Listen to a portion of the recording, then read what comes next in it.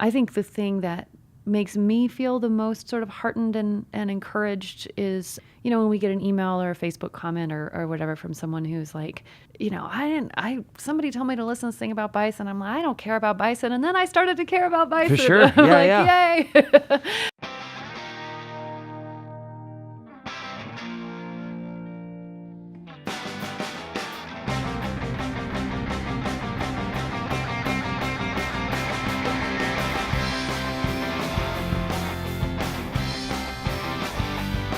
This is A New Angle, and I'm your host, Justin Angle, marketing professor at the University of Montana. This podcast is my chance to speak with cool people doing awesome things in and around the great state of Montana. We are proudly underwritten by First Security Bank and Blackfoot Communications. All right, welcome back. Thanks for tuning in today. Today I got the chance to catch up with Amy Martin, the award-winning host and creator of the Threshold podcast. Threshold is just an amazing piece of journalism and storytelling. I encourage you to check it out, rate, review, subscribe, all that stuff that I ask you to do for this podcast. Do it for Threshold because that show is so powerful, so awesome, so important, and so beautifully done. I talk with Amy about how she created this project and her vision for it going forward. And we go deep into their current season 2. She and her team have done some incredible reporting from the Arctic. I think they covered 8 countries. All over the place, some deep storytelling. And Amy's been an important member of this community for a long time. We talk about her history here, her history as a journalist, and the sensibility she brings to her work. Super fun conversation, and I will turn it over to Amy Martin. All right, so we're here today with Amy Martin. Amy, thanks for coming on the podcast. Thanks for having me. I think I have now in the studio the most prominent podcaster in the state of Montana. Can we say that? I certainly wouldn't say that. It's certainly a joy for me. I mean, I'm just sort of trying to get this thing off the ground, and it's a great honor to have you here. And thank you. Just a huge fan of Threshold. Season 1 blew my mind. I had just done kind of a deep exploration of Yellowstone and that region where you did a lot of your reporting, and it was just fascinating. And now season 3 has me captivated, or season 2, sorry. Episode 3 is coming out tomorrow as we record this, so I'm pretty anxious to hear that. So thanks for coming in. Thank you. I appreciate you listening. I'm glad you like it. Yeah, so really interested in how that project came to be, but maybe just by way of bio, wanting to know a little bit more about what brought you to Missoula and how you've chosen to build a career around storytelling on environmental issues. Gosh, what brought me to Missoula? I was kind of wandering around. I was sort of in like that mid-20s, finding yourself thing. Sure. But I was very resistant to calling it that. What were you calling it? I wasn't calling it anything. I was belligerently like, it's not finding myself. I don't know what I'm doing. Like, leave me alone. Yeah.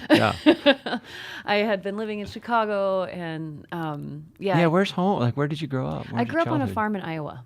Oh, interesting. Okay. Yeah, and so I was still in the Midwest at that. I had gone to Midwestern college. I lived in Peru for most of a year after college, and then went back and worked and lived in Chicago. And somewhere in there, I just like everything started to feel really, really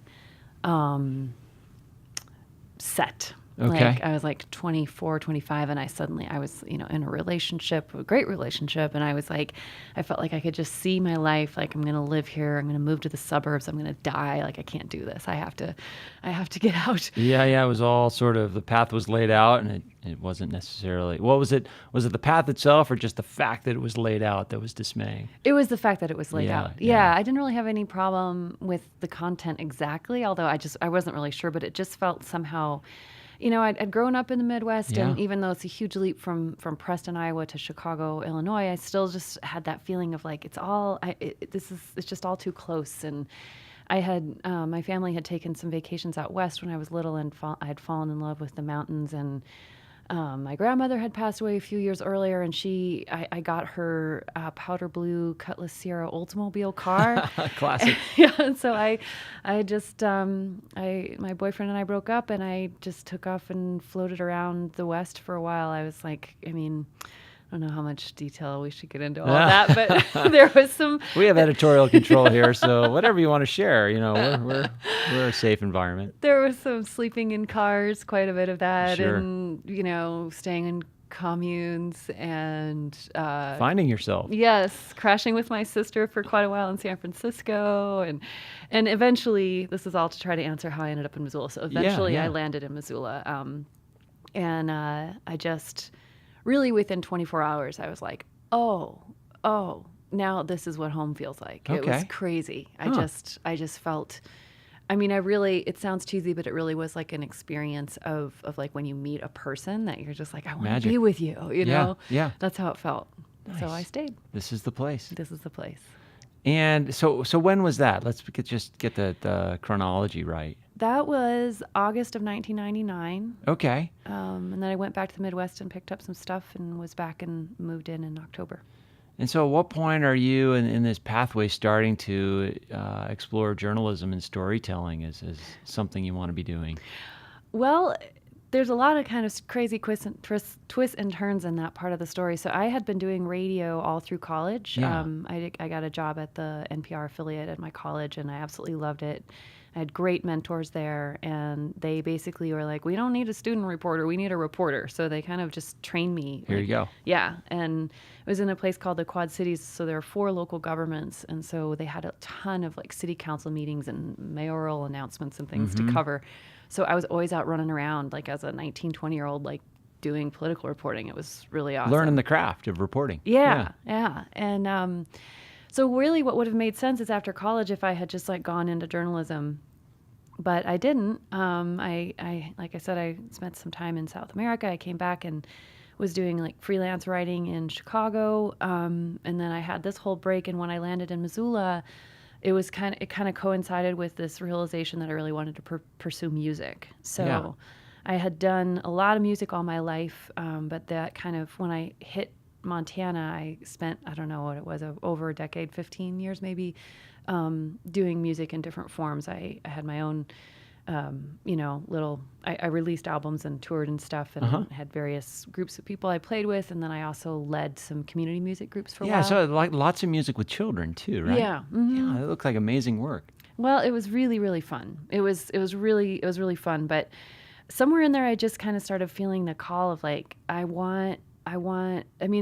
think that the storytelling urge that happens in songwriting was a little bit feeding that part of me that had always done that. But I really wanted to get in deeper and do more, and I wanted it to be less autobiographical. And so I kind of made this return to journalism, and it was funny because people in Montana were like, oh my gosh, she's leaving music to do this whole other thing. But I'm like, no, actually music was sort of the detour from this Yeah, I'm other. coming home again in Yeah, a way that they exactly. hadn't sort of seen that previous home. Exactly. Interesting.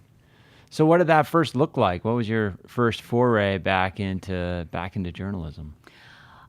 I started pitching some stories to Montana Public Radio and also to National Public Radio. And at the same time, I decided I wanted to start a podcast that was going to be about the intersection of children, nature, and culture. Yeah. And that was called Learning Their Place. And I put a whole bunch of work into it for about a year. I made some episodes, and then I was like, at the same time that I was doing that, I had been pitching news stories, and I just kind of realized that my conception of it was sort of wrong, that I actually, excuse me, I still want to do that, but now it feels like what that wants to be is a season of a show like Threshold. Okay. I was like, this is a great idea, this is a great show, but it's not something I want to do for the rest of my life. It's sort of like at a time limited. Right. I want to dig in deep to this for a while, and then I want to dig in deep with other things too. So I put that aside and started Threshold, and I hope to actually come back to that and even use some of the reporting I did for that on a future season of Threshold. But yeah. Yeah, so let's get right into Threshold. I mean, season 1, tremendous success, a deep dive into the story of the bison in the American West. I don't know if that's probably the way you describe it, but The story of the American bison in general, but yeah. Yeah, such a complex story.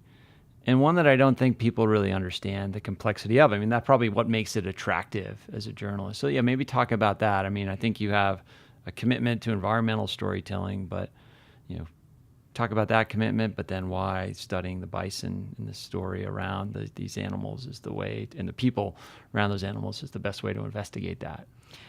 I think the interest in environment just in a way just comes from growing up on a farm and being always kind of connected with the natural world and Sure. And just interested in it. And I feel like to me the some of the things that are going on environmentally, I mean, they're not only important and things we all like should be paying attention to, but they're just fascinating. Like there's fascinating stories about how we relate to everything that's not us on the planet. And I feel like that's a vein of storytelling that's kind of going untapped, especially in the podcasting world. And especially to be doing it, I think there's a lot of environmental writing and even some reporting, unfortunately, that feels a lot more like advocacy. Yeah. And advocacy has its place. It's a great thing. But I'm actually, I don't like hearing the first few sentences of a story and knowing exactly how I'm supposed to think and where it's going to end, Even if I agree with the person, it just isn't compelling. So I really wanted to do something where it was deeper and more nuanced. That's what I'm aiming for. I'm not saying I always get there, but that's what I'm aiming for. And I also feel like maybe because I came from a rural background, I'm very interested in getting voices of people, that are directly dealing with environmental issues. Not that, environmental issues don't only happen in the country, but there's a way that I feel like so often when we talk about things, there's this kind of urban-rural divide, and a lot of the reporters are from the urban areas, and it's. I think some people from rural parts of the country, rightly feel a little bit overlooked in that, and I just really believe in the power of dialogue and the power of listening, and I think that's the most important thing we can do to try to, have a civil society is to listen to each other. Yeah, absolutely, and that comes through crystal clear in Threshold. I mean, the so much of the content are really meaningful conversations that you're having with various constituents that are deeply impacted by the issues you're studying. So let's talk about that. I mean, let's talk about why bison as sort of the topic area to launch this first season, and then we'll get into kind of the details of how you explored it. Yeah. Well, why bison? I think it's sort of like a combination of the fact that it's very important, and it's also something that I could report on with the almost non-budget that I had, Yeah, we'll dig into that too. Because it's in our backyard, more or less. I was interested in the bison issue when I first came to Montana at the end of '99. I was when I first found out about it, and I thought it was really interesting.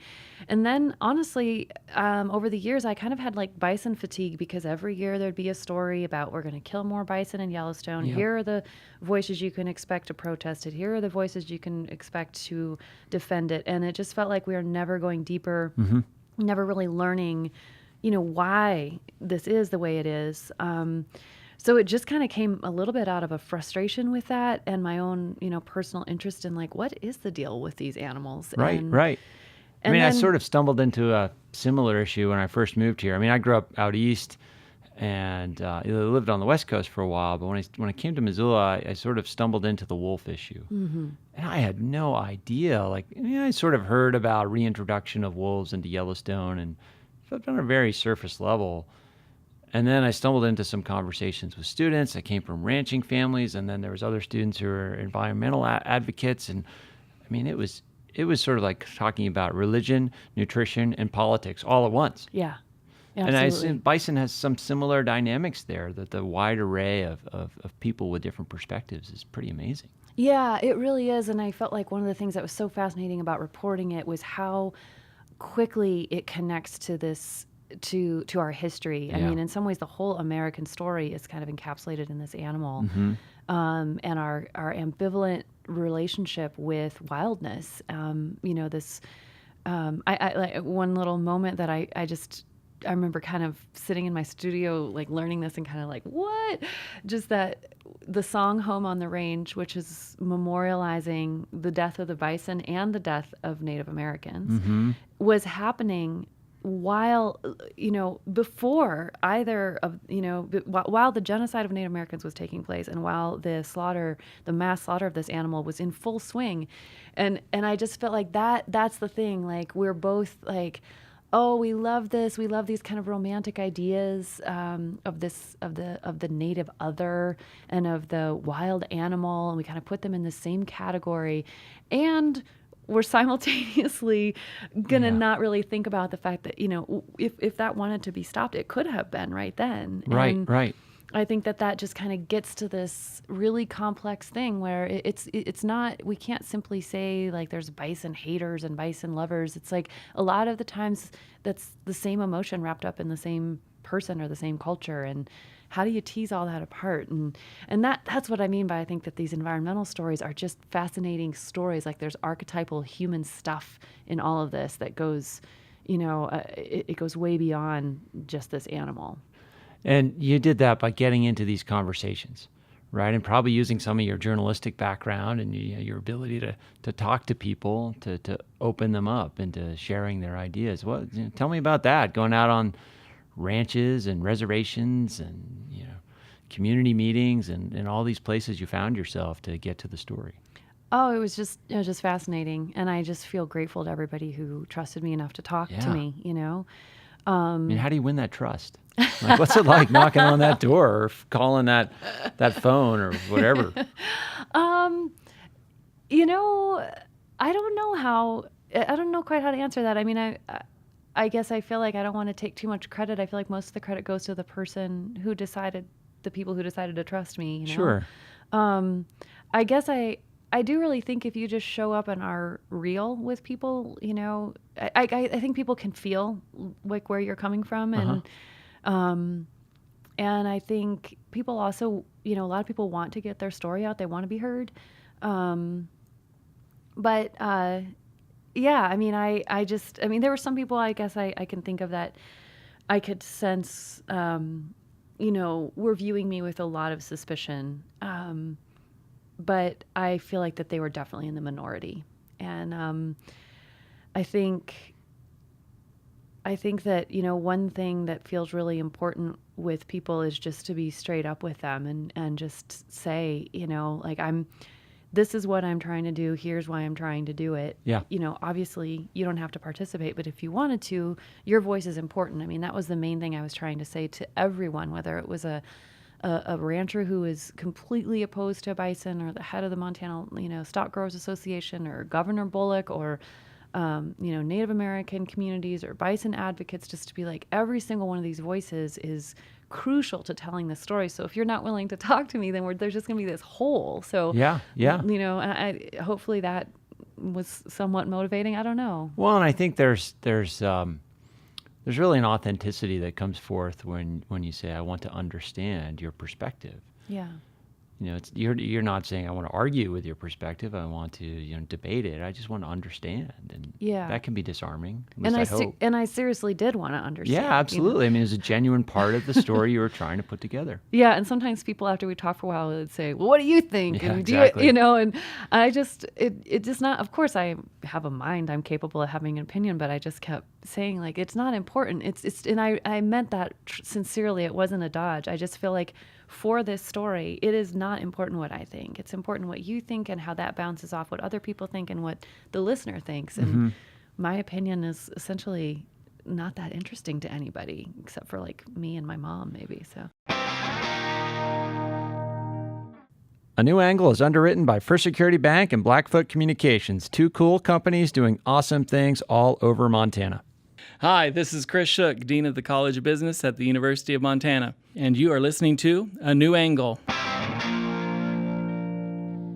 I don't know. I mean, as you go through the season, I mean, you take the listener with you on your journey. So we start to, maybe try to find clues of your opinion. You know what I mean? I think that's a natural instinct for a listener, and maybe you're tipping your hat at different times. I think probably some of that, like, if the subject turns to you and says, what do you think? There's an aspect of building trust in that relationship to share your ideas too. Mm-hmm. That has to come through at some point. Yeah, it does, but I also feel like it can shut people down. Yeah, for sure.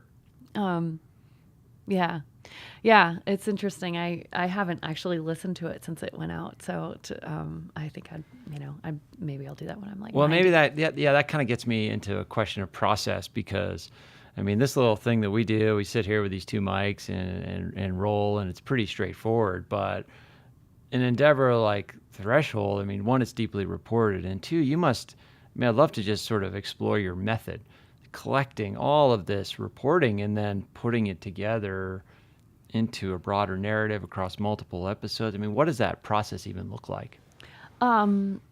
Like a giant mess.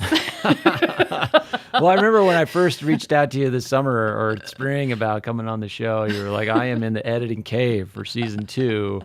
Talk to me in 3-4 months. And Yeah. I can't even imagine. It's intense. I will say that. It's fascinating, but it's really hard. I feel one of the things I try to tell our team, and I think that we're all on board with, is the idea that we're here to discover the story. We're not going to sit in our houses and then go out and create a story and then go out and find people to drop sound bites into a narrative we've already written. Right. You know, and that there's a reason why a lot of reporting happens that way, is because you can get things done quickly. Sure. And because there is a lot of reporting that you can do from, sitting at home.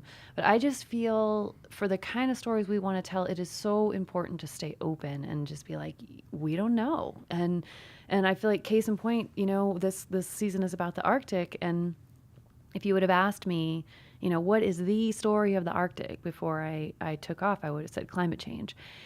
I still think that, but what I now also have is all these layers mixed into that. And I feel like, I asked a lot of people that when I was in the Arctic, and that wasn't the answer that they gave all the time, or even necessarily most of the time. Yeah, it's interesting you frame it that way too, because when I sort of started knowing what season 2 was about, I thought it was about climate change and using the Arctic as a way to tell the story of climate change. This turns it completely on its head. Like, the story's about the Arctic, and climate change is one of the themes of the story. Yeah, one of the main themes, but it's not and it's so funny, actually. I discovered that I would tell people I'm doing a season about the Arctic, and they would say to me, "Oh, how did you get interested in climate change?" Right. And and it's not.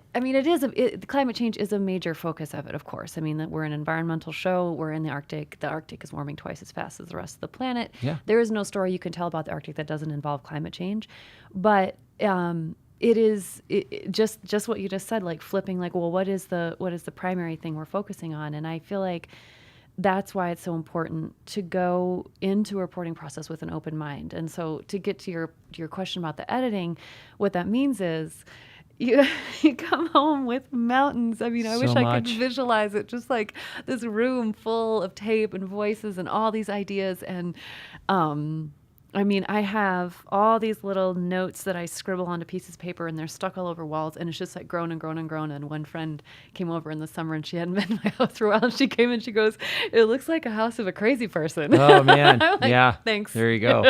Like one of those movie scenes, the serial killers, like, put it all together on the board. That's exactly right. Exactly right. Well, I like this to think time, it was more like a beautiful mind, but there you go. And this time different too, perhaps because with season 1 you're reporting somewhat close to home. Season 2 you're deep on location for. What was their travel like? Were you on location for months at a time? And yeah. All of last summer I was in the Arctic from May until end of September or mid-September.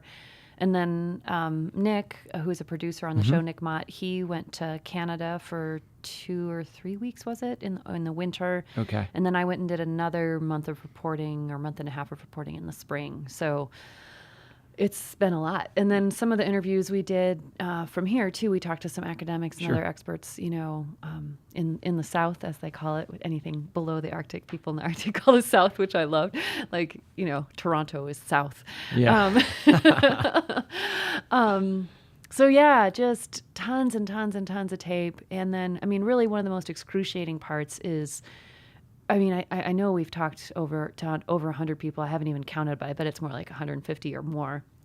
And there's probably going to be, 20, 30 people in the show. Yeah. So yeah. that just means there's so Tough many choices. brilliant, interesting people that we don't get to share their voices. But Although that's one of the wonderful things about podcasts in the sense that you can drop in these bonus features all the time. And you do that. And yeah, I know in season 1, that was often sort of midstream off schedule episodes that were, longer form interviews or really interesting tidbits that were fun to follow up on. oh, I'm Do glad you plan like on that. continuing that with season 2? Yeah, we are going to. We got a little feedback from some people that they found it kind of confusing to have them drop in the middle of the episode. So we decided we're going to release the whole season and then send out extras after the fact this time. But yeah, I'm glad to hear you like them. They're fun to make. I mean, a lot of that is, I already have like large sections of episodes done that aren't going to actually be episodes, and they're not going to be in the show. And so I'm like, I want to share that, so. Yeah.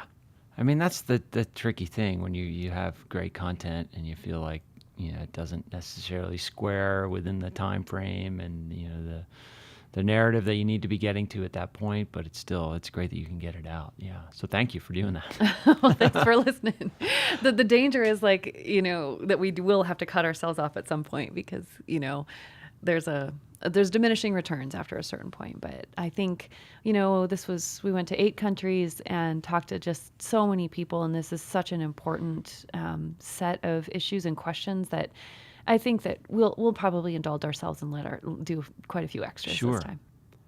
So you spent some time with a family in Norway that kind of paints the picture of one of these examples of the complexities of the effects of climate change. This family, they're reindeer herders, yet they live adjacent to a wind farm, and that's having a wind farm that is ironically a supposed solution to a climate change problem. Can you talk about sort of the complexities of the challenges that family's facing? Yeah, the Alexanderson family, they were... I tried to set that up so you could take the first crack at pronunciation. Totally fair. They're just a great family, and I'm so honored they let me spend quite a bit of time with them. Yeah, they actually have a really interesting story. They're a Sami family. The Sami are the indigenous people of northern Norway and western Russia. And so they herd reindeer, and they actually moved over to this spot on the coastal part of Norway specifically because there was a permit available there. You can only herd reindeer in certain permitted areas. So they moved there to be able to do that. They've been there, I forget, maybe 3 or 4 years. So they had been herding elsewhere, but it's a new spot for them. And only after they had made the move did they realize that there were these potential plans for this giant wind farm. It will be the largest onshore wind farm in Europe. So they just kind of had to swallow that, like, oh, how is this going to affect things? And Yeah, probably can't stop it at that point. yeah, they couldn't stop it. But the plans that they saw made it feel like, it looked like it was probably going to be okay, like not ideal, but okay. Well, then what happened is, as things often happen, there's a big difference between what's happening on the ground and what was in the plans. Sure. And so a whole bunch of roads are going in that were not in the plans that are going straight through their reindeer herding areas. And without getting too deep into the weeds, I guess I'll just say that this is a family that the mom in the family, Ristin, she has been a major climate change action advocate. She works within the Church of Norway, and that's one of her main issues that she focuses on, in part because reindeer are directly impacted by climate change. As the climate warms, they're getting way more rain way sooner in the season instead of snow. Okay. And what that means for the reindeer is reindeer and caribou are the same animal basically, and both animals are highly adapted to snow and to cold, but they're not adapted to rain. And they're not adapted because what happens is it'll rain and then there'll be a big layer of ice, and then a bunch of wet, heavy snow will come over that. Okay. And they can't smell. There's actually lichens and other things they can eat underneath the snow, even in the dead of winter. They can't smell it, and even if they can smell it, they can't break get through to it. ice. Yeah. So it's really having an impact on Sami reindeer herders across Scandinavia. So in part because of that, and in part just because she's an informed and engaged citizen, she's really concerned about climate change. So she's a person who would naturally be totally supportive of a wind farm. But in this case, the wind farm is going up, and it's basically, it may put them completely, it may make it impossible for them to keep reindeer herding. And this is something that they're teaching their children. They really, really, the kids want to continue to do it. And they might just might be the end of the line for them. And just to understand the context, this is like a thousands of years old tradition that has been passed on by generation. Right. There's been tons of oppression against the Sami. They've managed to hang on. And the thought that, while they're fighting climate change on one hand, and then on the other, that there's this new, major energy and renewable energy development that is also negatively impacting them. It's just it's so ironic in a kind of a dark way. Mm-hmm. And, their approach is not to say, oh, yeah, well, I guess we shouldn't care about climate change and we shouldn't try to do renewable energy, but we need to be thinking about how we're solving our climate change problems. And then we need to understand that there are social justice, questions mixed in with all of this. Absolutely. And that it's very easy to employ some of the same mindset that created this problem in the process of solving it. And it's fascinating to me because I got to know them before it was clear that this wind park was even going in. So I kind of watched this unfold with them over the year. Okay. But it's also fascinating to me because this is not something that's just unique to them. This is something that Indigenous people are facing all over the world. There's huge dams going in India that are wiping out communities. There's, wind farms and other, developments here in the States that are, there's this instinct to be like, let's solve our problem by putting it somewhere where the mainstream society isn't likely to see it, and where there's a bunch of people that don't have that much power, so they can't really fight it. And, what Riston and her family are trying to say is like, we want to solve climate change, but you can't solve it by on the backs of Indigenous people. Right, and you can't solve it on the backs of people that are already disproportionately impacted by climate change. Yeah. I mean, I can't help but think about, this country and kind of our dysfunctional relationship to climate science. It seems like there's a growing appetite for, I won't call what you do science journalism, but it does tackle issues that intersect with science. There seems to be a growing appetite for that sort of science-informed reporting. Yet at the same time, there is an as strong an appetite for reversion from science. Science is bad, anti-science. Do you think about that at all? And maybe this form that this form of journalism that you're working in is a bridge between, perhaps? That's a really nice way to frame it. I hope it is. That Maybe. would be great. Yeah. I mean, something's got to change the way we approach these big problems. Yeah. I do think about it. I am not a scientist, but I've always loved science. Sure. I've always been fascinated by it. And I feel like the best scientists can communicate in a way that the rest of us can understand. And also, I feel like the best journalists should be able to help translate, even scientists who don't communicate that well, it's not really their job to be great storytellers. They're out supposed to be, collecting data and telling us what's going on about these different issues. And I think, again, it's just there's fascinating stories to be told. And I think science is crucially important and to having an informed society and a functioning democracy right now. Mm-hmm. And I think people, if you give them interesting stories around scientific concepts, I think they can get invested in it. And maybe my role in that is kind of to be a proxy for the listener who's like, like I said, I'm not a scientist. Most listeners are not scientists, but I think a lot of listeners are interested. So I can kind of be with them in like, wait a minute, what did you just say? What was that word? And Sure. How does this fit together? And break it down for me, and that works great in the audio format too. I hope it just so. takes listeners with you. I hope so. I am heartened by how many people really seem to want to learn that kind of stuff. I think that there's actually just a small minority of people who are so anti-science, and they just happen to have a lot of power.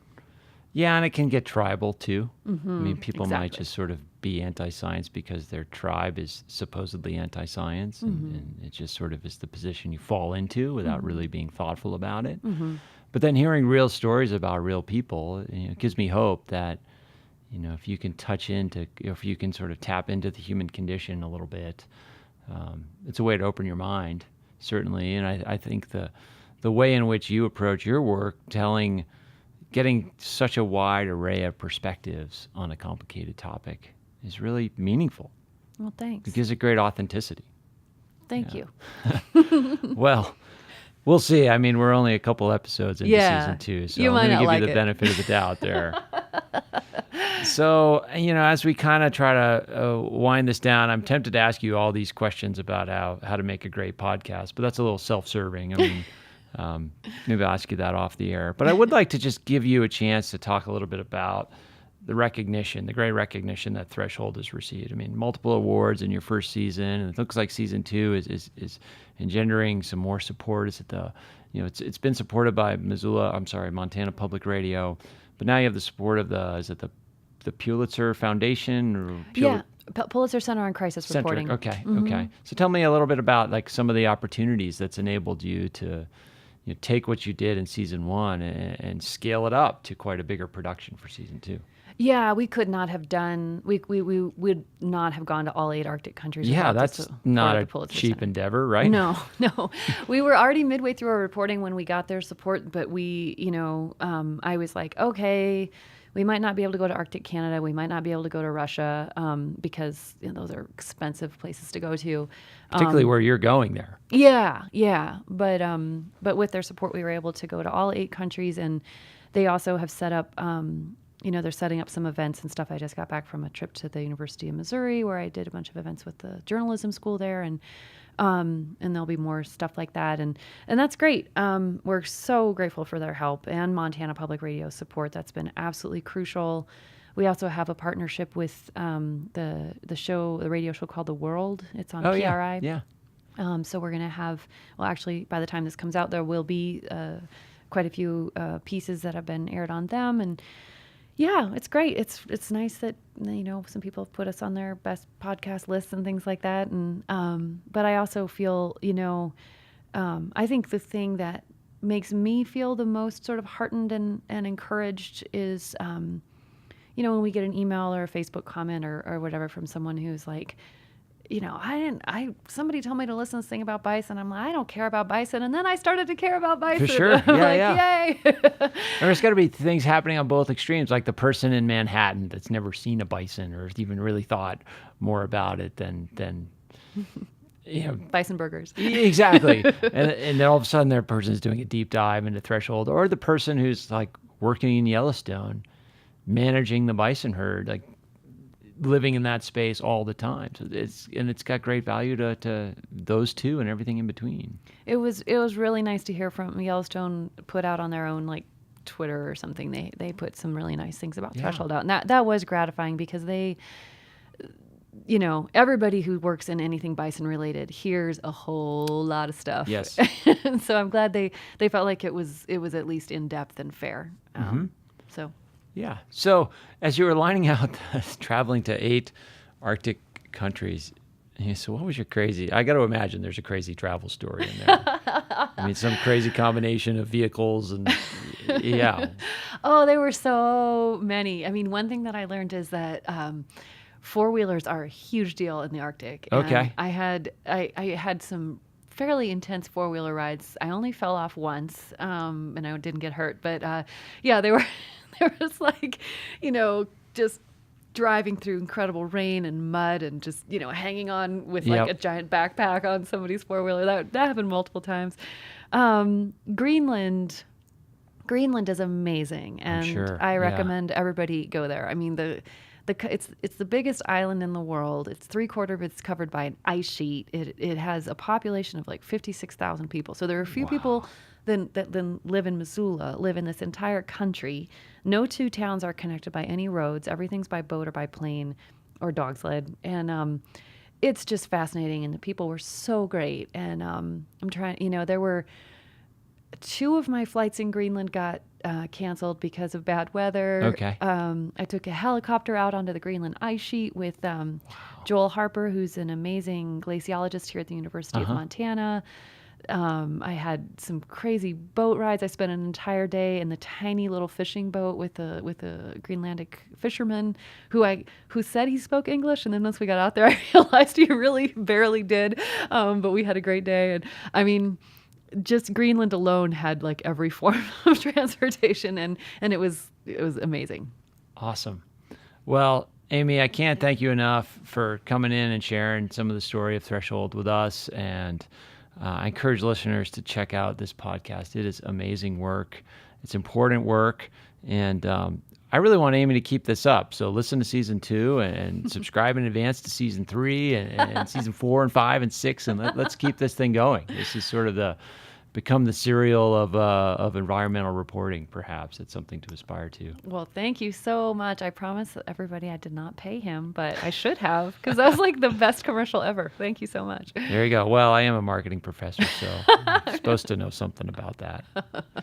Thanks for having me on. Thanks for your support of the show, and thanks for what you're doing too. It's fun to hang out with another podcaster. Yeah. So just as we close, tell people how they can learn more about your work, where they can find it, follow you on social, etc. Where would you like people to go? Thresholdpodcast.org, and you can find the links to everything there. We're not on Snapchat, but all the other places, just search for us. We'll come up. Okay. Well, there it is. Thanks, Amy. Thank you. All right. Hope you enjoyed that conversation with Amy as much as I did. And again, check out the Threshold podcast. Check it out on iTunes, wherever you get your podcasts. It is beautiful work, important journalism, and I encourage you to dig in. All right. Next week, we sit down with Steve Albini, Missoula native, iconoclastic, a musician, a recording engineer, sound engineer, just a legend in the music business, and an awesome guy to talk to. It's a fun conversation. I felt like it took us a while to kind of sync up. We were talking past one another for a while. And yeah, Steve's a pretty fun guy, and I really enjoyed the time we had with him. And I look forward to bringing you that conversation next week. Stay tuned. Remember that A New Angle was brought to you by CED, Consolidated Electrical Distributors. By now, you've been listening long enough to know that these guys are big and that they sell pretty much everything electrical you would ever need. But you might not know that they hire a ton of University of Montana students. If you want to learn more about careers at CED, visit cedcareers.com. It's a great website name. Before we go, I want to thank some important peeps. Comzar, Elizabeth Willie, interns, Aspen Runkle, Mason Dow, and Max Gibson. Huge thanks to VTO for the tunes, and finally props to Jeff Meese, our master of all things sound. Before we go, if you have any questions, suggestions, comments, insults, whatever, please email me at anewangle@umontana.edu. Help us spread the word, and be sure to use the hashtag #anewangle when you do. Thanks a lot. See you next time.